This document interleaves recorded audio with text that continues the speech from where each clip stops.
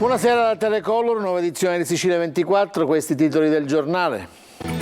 Sfiorata la tragedia a San Fratello nel Messinese, grossi massi si sono staccati da un costone roccioso e hanno lambito le case, schiacciate alcune auto in sosta, una donna anziana salvata dai vicini. Si va verso la fine dell'emergenza sulla tangenziale di Messina, la ditta che alcuni giorni fa aveva fermato i lavori sul viadotto Ritiro, pronta a riavviare il cantiere, raggiunta l'intesa con i vertici del CAS.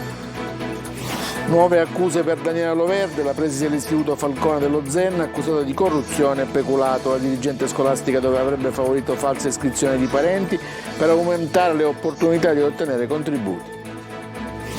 Bufera sulla sanità a Catania, arriva l'interdizione per un anno dei pubblici uffici per 6 indagati, tra loro anche gli ex assessori di Tazza e Scavone.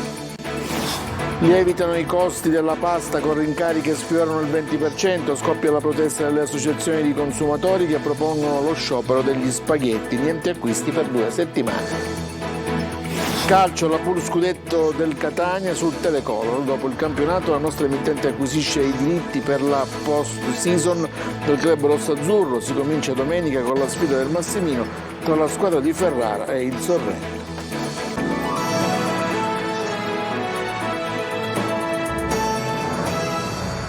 Momenti di paura questa mattina intorno a mezzogiorno a San Fratello, siamo nel Messinese, alcuni grossi massi si sono staccati dal costone e hanno lambito le case, è stata sfiorata la tragedia. Francesco Triolo.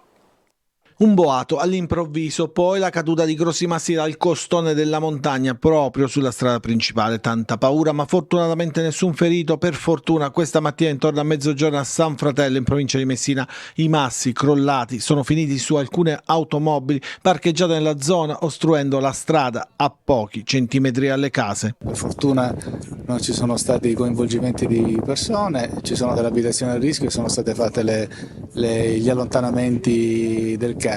Adesso si deve verificare un po' la situazione in parete per capire cosa è rimasto in bilico che deve essere rimosso. Già la provincia ha già inviato qua i rocciatori che sono presenti in questo momento e si stanno programmando per fare questa ispezione. Il sindaco ha disposto l'evacuazione delle abitazioni, ma tra i residenti non c'è alcuna intenzione di dormire in casa stanotte per il timore di nuovi crolli. Io sono scioccata di quello che è successo. Cosa ho sentito?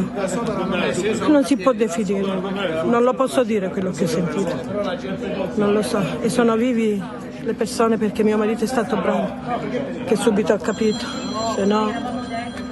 Le immagini dei vigili del fuoco girate dall'alto grazie ad un elicottero testimoniano l'imponenza del massiccio roccioso sul quale si deve intervenire e la pericolosità della conformazione morfologica di quel territorio. Sul posto, oltre ai vigili del fuoco, ci sono anche i tecnici della provincia e della protezione civile regionale che lavorano per mettere in sicurezza la frana.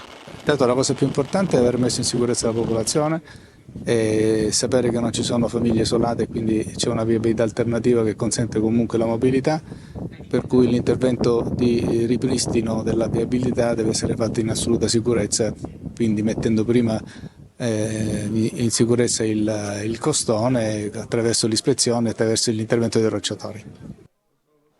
Si va verso la fine dell'emergenza scoppiata sulla tangenziale di Messina, dove la ditta Toto da un paio di giorni ha fermato i lavori del viadotto Ritiro. Oggi sembra essere stata raggiunta un'intesa tra i vertici del CAS e quelli della ditta. Entro 10 giorni ripartirà il cantiere. Il disagio è evidente, lo è stato subito, all'apertura della famigerata bretella che consentiva di bypassare il viadotto Ritiro. 2 incidenti in 12 ore, una riunione in prefettura, la necessità di regolare meglio la circolazione sulla tangenziale di Messina, ma i disagi non sono stati solo per gli automobilisti che percorrono la tangenziale, lo sono anche per la viabilità cittadina che vede immettersi a giostre e boccette un numero più che raddoppiato di vetture con un giro tortuoso per la percorrenza della tangenziale in entrambe le direzioni. Come se non bastasse, si aggiunta anche la decisione della Toto Costruzioni, che sta ultimando la realizzazione del viadotto Ritiro, di interrompere i lavori perché non sono stati corrisposti stati di avanzamento lavori per circa 6 milioni di euro. Fermo il cantiere da 3 giorni con una cinquantina di lavoratori a rischio. È arrivato al 94% di completamento, siamo veramente all'ultimo miglio, sarebbe davvero assurdo non fare un ultimo sforzo per restituire alla città una piena agibilità e transitabilità della principale via d'accesso. Oggi Autostrade Siciliane e Toto Costruzioni si sono confrontati in videoconferenza, arrivando ad una soluzione. Abbiamo concordato con Toto di definire un piano di rientro dei pagamenti. Sapete, ne ha dato conto la stampa, che c'è una fattura da 1,2 milioni che siamo pronti a pagare. Lo faremo nel giro di qualche giorno, appena Toto sarà nelle condizioni di risolvere questo piccolo problema che hanno con il DURC. Dopodiché risolveremo tutte le pendenze. Parliamo di 5-6 milioni ancora da fatturare, quindi non sono cifre assolutamente alla portata della capacità finanziaria del consorzio Autostrade. La cosa che abbiamo ovviamente raccomandato, ma c'è stata, diciamo, da questo punto di vista ampia disponibilità da parte della Toto, è un assoluto rispetto dei tempi di completamento dell'opera. Noi entro questi 6 mesi dobbiamo assolutamente finire il viadotto Ritiro e quindi rendere completamente transitabile tutta l'area. Il cantiere riaprirà entro una decina di giorni, ma Nasca ha annunciato che sono arrivati i fondi previsti dal decreto aiuti come compensazioni per il caro materiale, che quindi ripartirà anche un altro cantiere della A20, quello della Tosa tra Milazzo e Barcellona, fermo da diverse settimane. Cambiamo argomento, andiamo a Palermo. Piovono nuove accuse su Daniela Loverde, la preside dell'Istituto Falcone dello Zen. La dirigente scolastica e il suo vice avrebbero anche proceduto a false iscrizioni di parenti per aumentare le opportunità di ottenere contributi su cui lucrare. Intanto il Tribunale del Riesame conferma la misura degli arresti domiciliari per entrambi. Maglio Viola. Restano gli arresti domiciliari Daniela Loverde, preside della scuola Falcone allo Zen, e il suo vice Daniele Agosta, accusati di corruzione e peculato nell'ambito dello scandalo che è scoppiato proprio in quella scuola. Lo ha deciso il Tribunale del Riesame di Palermo nello stesso giorno in cui piovono nuove accuse sulla dirigente scolastica. La donna, già indagata con l'accusa di razziare la mensa scolastica e di essersi appropriata di tablet e PC destinati agli studenti, avrebbe anche nominato la figlia come responsabile unica del trattamento dei dati personali della scuola e avrebbe fatto iscrivere falsamente all'Istituto Falcone dello Zen una parente disabile e la figlia del suo vice, che in realtà non avrebbero mai frequentato l'istituto. Questo per aumentare il numero degli studenti e dunque aumentare anche la possibilità di ottenere finanziamenti. Intanto è stata minacciata per strada da un uomo che l'ha affiancata in monopattino col volto coperto la professoressa che ha denunciato il sistema Loverde nella scuola dello Zen. L'insegnante, prima in servizio nella stessa scuola Falcone e poi trasferita, con le sue rivelazioni ha dato input all'inchiesta. Dopo la notizia dell'esecuzione della misura cautelare a carico della Loverde e del suo vice, sono molti gli insegnanti che hanno confermato al PM della Procura europea Amelia Luisa e Geri Ferrara le irregolarità commesse dai due indagati. E va avanti l'inchiesta sulla sanità a Catania, disposta la sospensione dei pubblici uffici per 1 anno e 6 indagati. Tra loro ci sono gli ex assessori regionali Ruggero Razza e Antonio Scavone, del presidente dell'Ordine dei Medici Igo Lamantia. Giusy Lazzara. Gli interrogatori il 5 maggio, oggi la decisione e le interdittive nell'inchiesta che ha scosso la sanità catanese.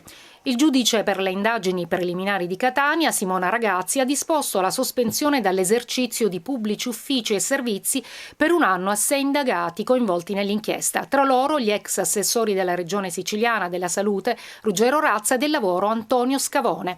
Entrambi sono indagati per turbata libertà di scelta del contraente per la nomina di 2 professionisti per altrettanti progetti. Tra i destinatari del provvedimento anche il presidente dell'Ordine dei Medici di Catania, Ignazio Igo Lamantia, al quale è contestata la turbata libertà degli incanti per aver favorito un candidato ad un concorso a dirigente dell'Ordine di Catania. Questo significa che Lamantia dovrà lasciare l'incarico di presidente dell'ordine e anche di direttore di otorino laringoiatria del Policlinico. Anche il ruolo direttivo di Scavone al Garibaldi sarà congelato. Razza invece dovrà rinunciare al ruolo di consulente a titolo gratuito del ministro Nello Musumeci. Gli altri destinatari della sospensione sono Filippo Di Piazza, Giuseppe Di Rosa e Rosaria Maria Leonardi. La stessa misura cautelare, ma per 8 mesi, è per Alberto Bianchi e Calogero Grillo. Nel comunicato della Procura si leggono le motivazioni della decisione scaturita per stringenti e attuali esigenze cautelari, potendo gli stessi indagati tornare a rivestire o continuare a ricoprire funzioni e ruoli nella pubblica amministrazione, nelle procedure concorsuali universitarie nell'ambito della sanità pubblica, nella direzione di ordini professionali e nella compagine di governo di enti partecipati dalle pubbliche amministrazioni. Per l'accusa, l'ex assessore Razza avrebbe favorito la designazione di un esperto in elaborazioni report e studi per conto dell'Ordine dei Medici di Palermo nel progetto denominato OSAS Catania, Sentinelle della Prevenzione. Secondo le indagini, l'ex assessore Scavone rientra nell'inchiesta per l'assegnazione a una persona a lui vicina di un incarico a tempo determinato come amministrativo del progetto Centro Cardio Hub Spoc dell'azienda ospedaliera Garibaldi di Catania. Il 29 aprile i carabinieri del comando di Catania avevano posto ai domiciliari altri 4 indagati. Giuseppe Arcidiacono, dirigente medico dell'ANRS Garibaldi di Catania, Nunzio Ezio Campagna, Sebastiano Felice Agatino Ferlito e un ex funzionario amministrativo dell'Università di Catania, Gesualdo Antonio Missale. Tutti si sono avvalsi della facoltà di non rispondere. Spacciavano principalmente hashish e marijuana e potevano incassare fino a 12.000 euro al mese. Oggi per 5 giovani che gestivano una piazza di spaccio nel centro storico di Gela sono arrivati gli arresti, tra loro anche un minorenne. I fermati traditi da un foto e storie sui social dove mostravano il loro alto tenore di vita. GR Italia.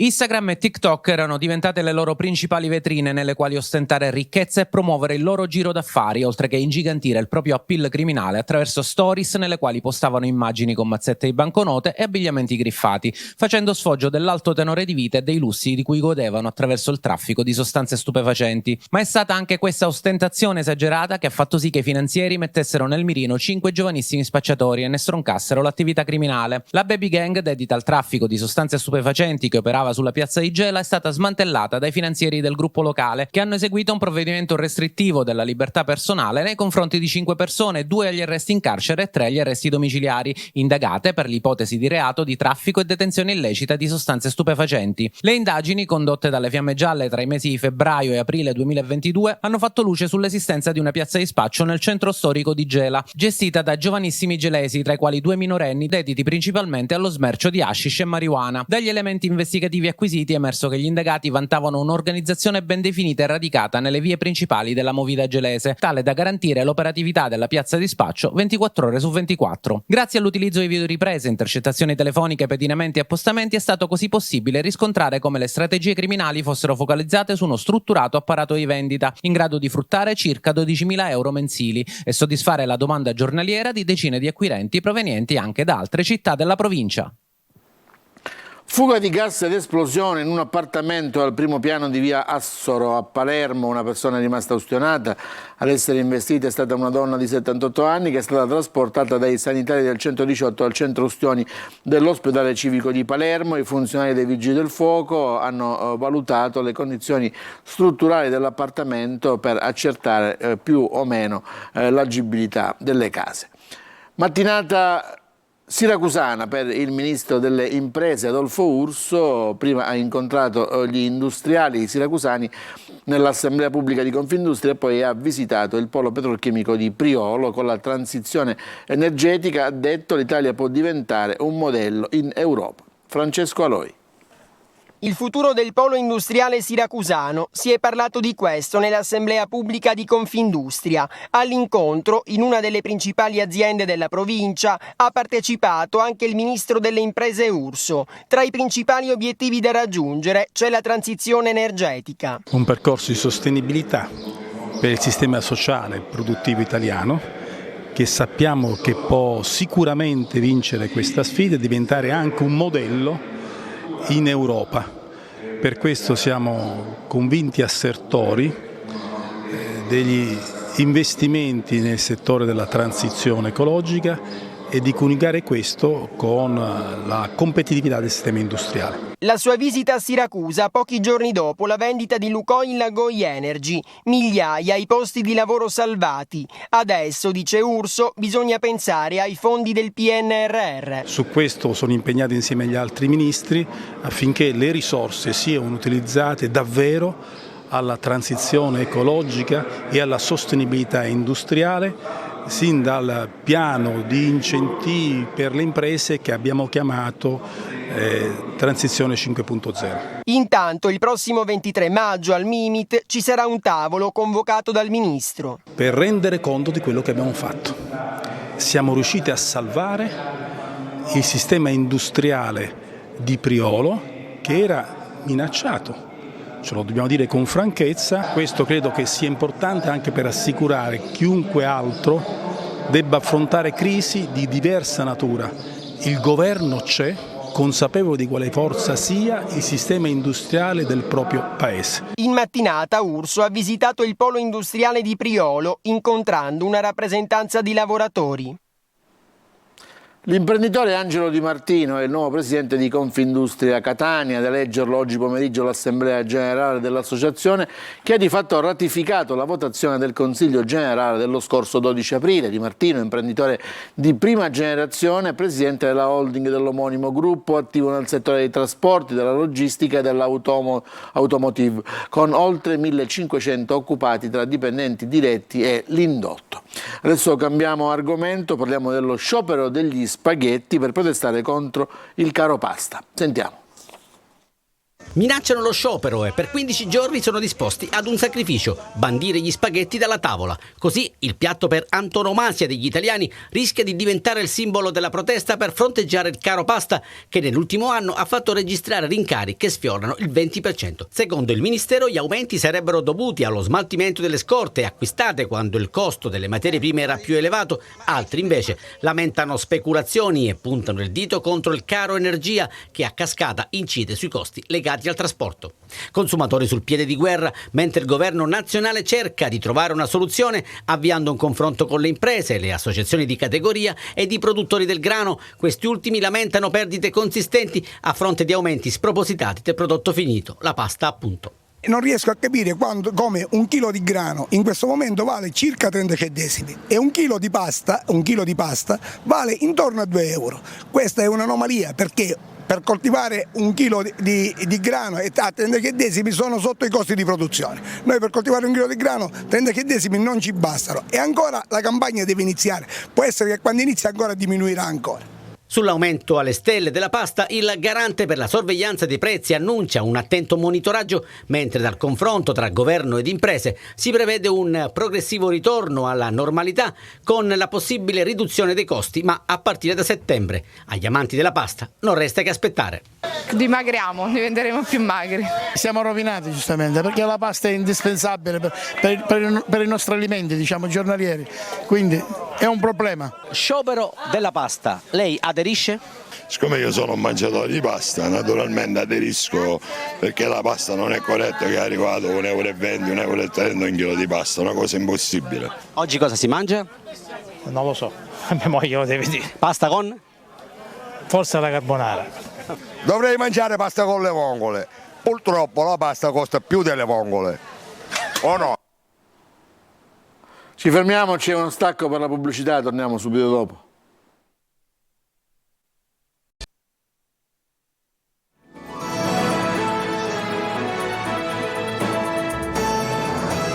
Seconda parte del telegiornale, la Procura della Corte dei Conti ha aperto un fascicolo sulla gestione dell'hotspot di Lampedusa. Sono stati acquisiti i documenti sull'affidamento della struttura alle varie associazioni che si sono succedute negli anni e sui fondi impiegati per la gestione del centro per immigrati. È previsto un sopralluogo del procuratore della Corte dei Conti, Pino Zingale. Adesso parliamo delle bandiere blu, la Sicilia si conferma anche nel 2013, le 11 bandiere blu assegnate per la qualità delle spiagge, premiato il mare messinese, quello del Ragusano e quello dell'Agrigentino. Luca Ciliberti. Eccole le bandiere blu siciliane, sono 11 come lo scorso anno. L'ambito Vessillo testimonia qualità delle acque e sostenibilità delle spiagge. La Sicilia rispetto al 2022 non fa passi avanti, ma non indietreggia e, spulciando la classifica, su 8 province che hanno accesso al mare, solo 3 si distinguono per aver rispettato una ventina di parametri ritenuti imperativi per l'accesso in graduatoria, che riguardano la pulizia delle acque, la gestione dei rifiuti, le aree verdi e le piste ciclabili, i servizi sulle spiagge e nel comune, le strutture alberghiere, per il soccorso e i servizi ai disabili. La Sicilia complessivamente gode però di circa 1200 km di costa ed è seconda in Italia solo alla Sardegna. Premiate anche quest'anno Menfi, in provincia di Agrigento, per le sue splendide spiagge di Portopalo, Lido Fiori, Bertolino e Cipollazzo. Nel Ragusano riconoscimenti alla spiaggia di Maganuco, di Marina di Modica, Santa Maria del Focallo Ispica, Piazza Malta e Piazza Torre a Ragusa. A Pozzallo premiate la spiaggia di Pietranera e Raganzino. E infine la parte da Leone la fa il Messinese con 6 bandiere blu sul totale di 11. Sulla riviera tirrenica premiate Tusa, le spiagge dell'arcipelago delle Eolie, Stromboli, Ficogrande, Vulcano Gelso, Vulcano Acque Termali, Canneto, Acqua Calda a Lipari, la spiaggia del lungomare di Santa Teresa a Riva e il litorale di Furci invece sul litorale ionico. Complessivamente sono 226 le località italiane marine e lacustri che hanno ottenuto il riconoscimento di bandiera blu nel 2023, 16 in più rispetto alle 210 dell'anno scorso, sono 17 i nuovi ingressi, 1 il comune non confermato. Le 226 località italiane comprendono 458 spiagge, l'11% delle spiagge premiate a livello mondiale. Oltre ai comuni hanno ricevuto la bandiera blu anche 84 approdi turistici. In tutto il paese si distingue la Liguria in testa alla classifica con 34 località, poi segue la Puglia con 22 riconoscimenti, ancora 19 bandiere a testa per Campania e Toscana, le Marche salgono a 18, la Sardegna conferma le sue 15 località, l'Abruzzo resta a 14 e poi appunto la Sicilia con 11 bandiere blu. Teatro Greco di Siracusa sold out per la prima della 58esima stagione delle rappresentazioni classiche, tanti applausi e standing ovation per Prometeo. Aloi.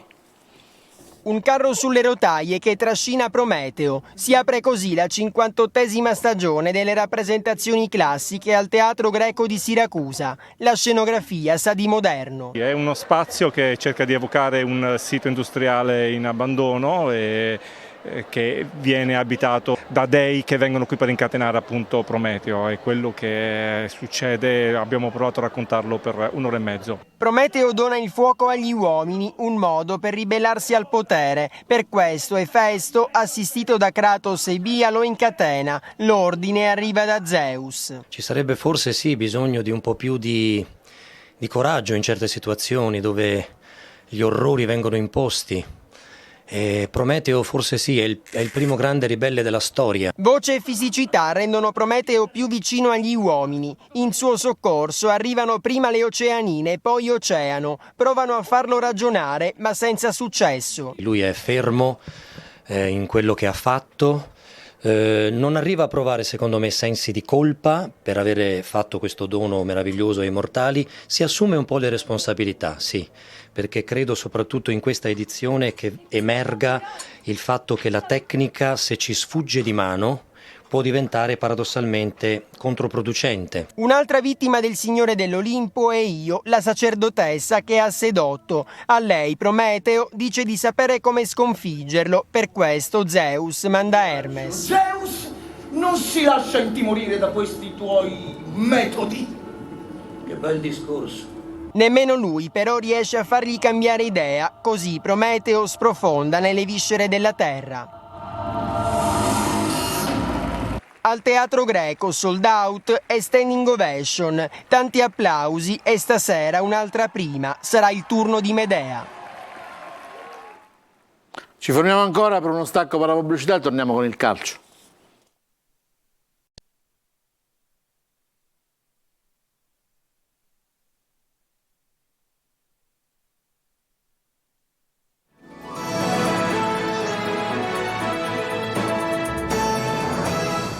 Siamo al calcio, dopo il campionato Telecolor seguirà anche il Catania nella pool scudetto. L'emittente ha acquisito i diritti per trasmettere le partite della prossima fase della post-season del club rossazzurro. Si comincia domenica con la sfida del Massimino tra la squadra di Ferraro e il Sorrento. Gagliano. Su Telecolor anche la pool scudetto del Catania, dopo aver raccontato in diretta in esclusiva l'esaltante campionato che ha riportato tra i professionisti il club rossazzurro, la nostra emittente ha acquisito anche i diritti per la trasmissione in diretta delle partite che la squadra di Ferraro giocherà nella prima fase della post-season. Un nuovo e importante investimento per il nostro gruppo editoriale che conferma il forte interesse per lo sport e per il calcio in particolare, con grande attenzione per il club del presidente Ross Pelligra che in poco meno di un anno ha riacceso l'entusiasmo dei supporter etnei. Così come per il campionato, anche le gare che i rossoazzurri giocheranno nella pool scudetto saranno visibili in chiaro su Telecolor, canale 11 del digitale terrestre, e in modalità Pay sui siti telecolor.it e la siciliaweb.it. Si comincia, anzi si riparte domenica pomeriggio, con la sfida tra il Catania e il Sorrento, in programma al Massimino alle 16. Sarà l'ultima gara stagionale interna per i rossoazzurri. A metà della prossima settimana cominceranno infatti i lavori per il rifacimento del manto erboso dell'impianto di Piazza Spedini, che sarà comunque pronto per l'inizio del nuovo campionato. Tornando alla pool scudetto, la squadra di Ferraro, dopo il match con il Sorrento, sfiderà la vincente dello spareggio tra Cavese e Brindisi, che si giocherà domenica in campo neutro a Vibo Valencia. Regolamento alla mano, in caso di vittoria contro il Sorrento, il Catania tornerebbe in campo per la seconda giornata domenica 21 maggio. In caso di pareggio o di sconfitta, i rossoazzurri giocherebbero invece mercoledì. Superata questa prima fase, la pool scudetto prevede poi le semifinali con le gare di andata e ritorno e la finale in programma sabato 10 giugno. Venendo alla sfida di domenica con il Sorrento, Ferraro punta al recupero di Rizzo a metà campo e di Jefferson in attacco. Sul fronte prevendita sono oltre 4.000 i biglietti già venduti. Ricordiamo che gli abbonati possono acquistare ad un prezzo di favore il tagliando per la sfida con il Sorrento fino alla mezzanotte di venerdì. Sabato e domenica la vendita sarà libera. E questa sera nuova puntata di Sport Sicilia Preview nella trasmissione di Marco Carli, fari puntati sul primo match della pool scudetto del Catania contro il Sorrento, fra gli ospiti collegati anche l'ex attaccante rossazzurro Michele Paolucci. Nella puntata di oggi ci sarà spazio per i play-out di Serie D con le sfide da dentro o fuori di Paternò e Ragusa, ma anche per il calcio a 5, pallavolo, pallanuoto con gli importanti impegni di Meta Catania, Saturna, Orizzonte. È tutto, il tragione è finito, grazie per l'attenzione a tutti, buona serata.